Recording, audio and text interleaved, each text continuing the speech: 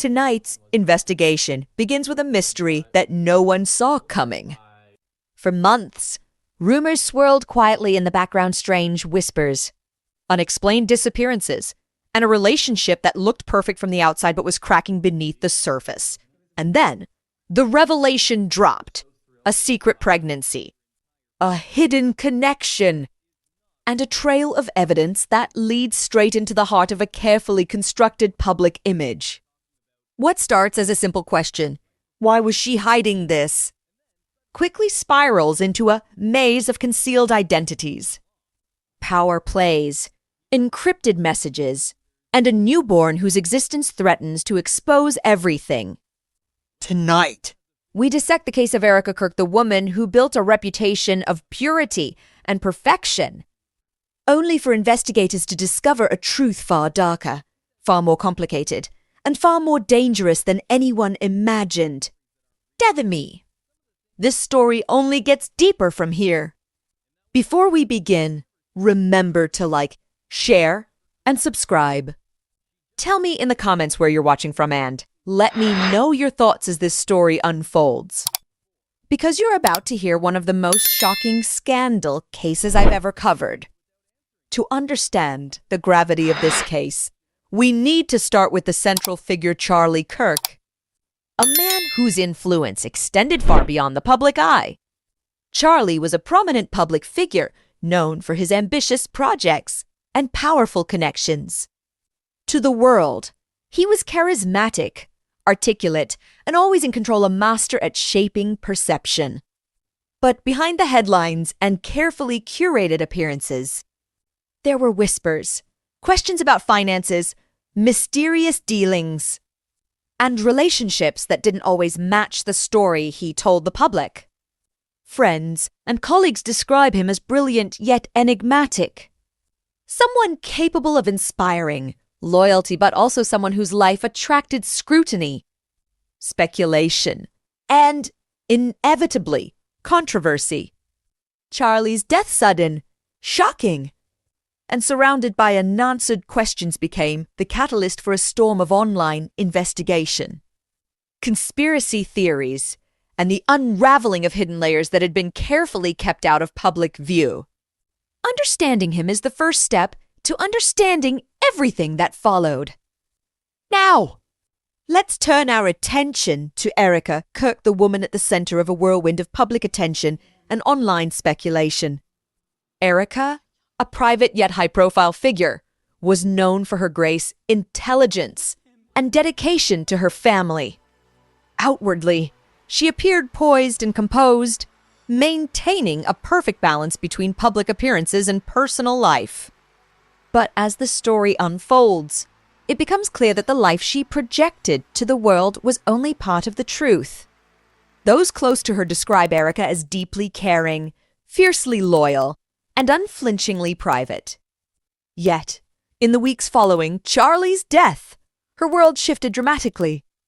Statements, interviews, and social media posts quickly became the focus of intense scrutiny.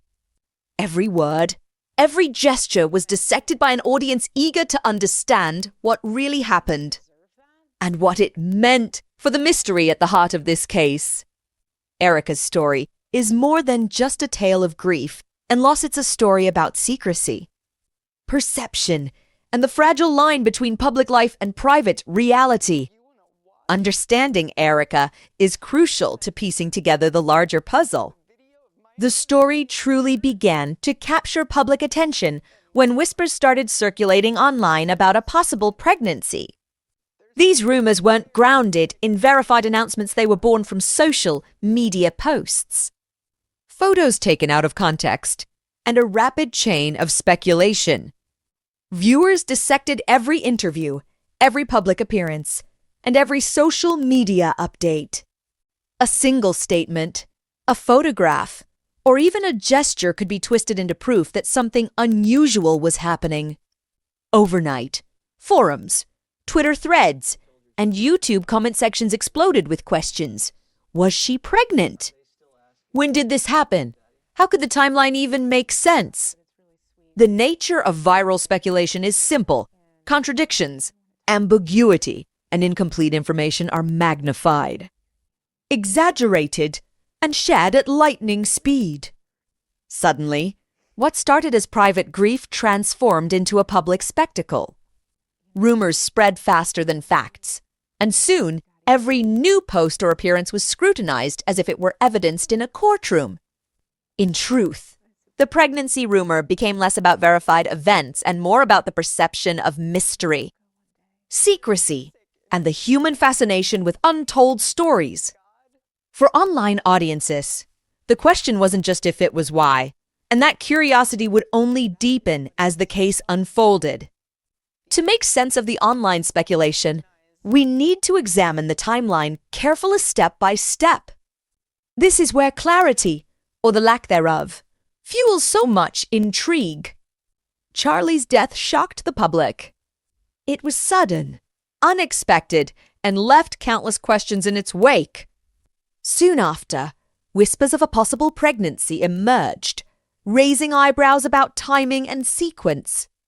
Social media users quickly tried to piece together the dates. The time of Charlie's passing versus the announcement of the pregnancy. For many, the numbers appeared to contradict one another. If the announcement was true, it seemed the pregnancy would have begun after Charlie's death, leading to endless questions and speculation. But here's the reality. Gestational timelines are often misunderstood, and public statements rarely convey the medical accuracy needed to draw definitive conclusions. Experts note that even a small discrepancy in week counts, reporting delays, or vague phrasing can create the illusion of a contradiction. And yet, online communities seized on this apparent inconsistency, turning confusion into controversy, and sparking a storm of theories, some plausible, others wildly speculative. In true crime investigations, timelines are everything.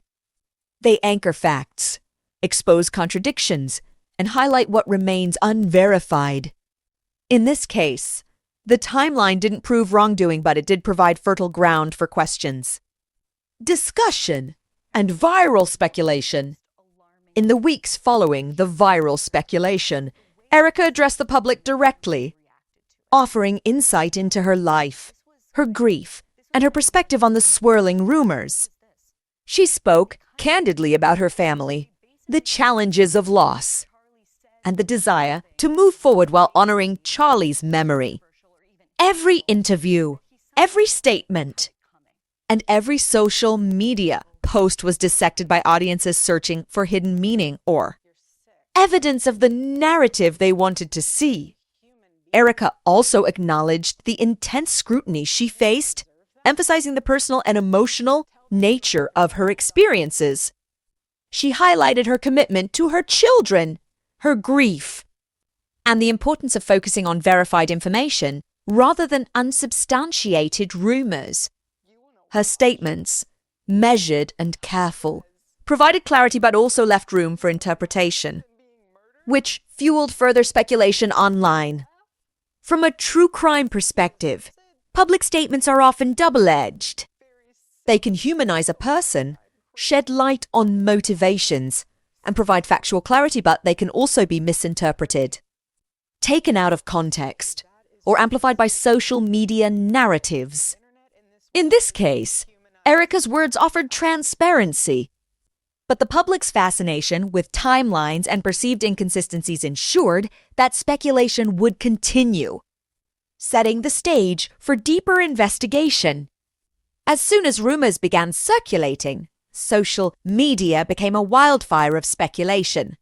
Every post, every comment, and every clip was dissected, debated, and shared at lightning speed. Twitter threads analyzed photos, interviews, and public appearances.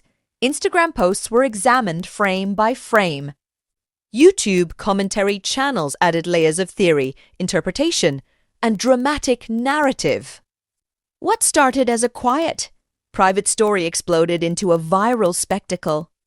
Online audiences were captivated, dividing themselves into camps, those defending Erica, those questioning the timeline, and those who simply watched in fascination as the story unfolded. Memes, threads, and comment sections amplified every small detail, turning private moments into public obsession. This is the power and danger of social media in modern true crime. Perception can become reality, and speculation can spread faster than verified facts. What people think they know often outweighs what is actually confirmed. And this case became a textbook example of how rumors evolve into an online phenomenon. The viral reaction set the stage for deeper investigation, forcing analysts, commentators, and investigators to separate verified information from the noise, to fully understand the intensity of the speculation. We must return to the event that triggered it all, Charlie's sudden and unexpected death. Charlie was not just a public figure, he was a man whose life intersected with powerful networks, high-stakes projects, and public attention. His death left a void and sparked countless questions. How did it happen? Were there warning signs? Could anything have been prevented?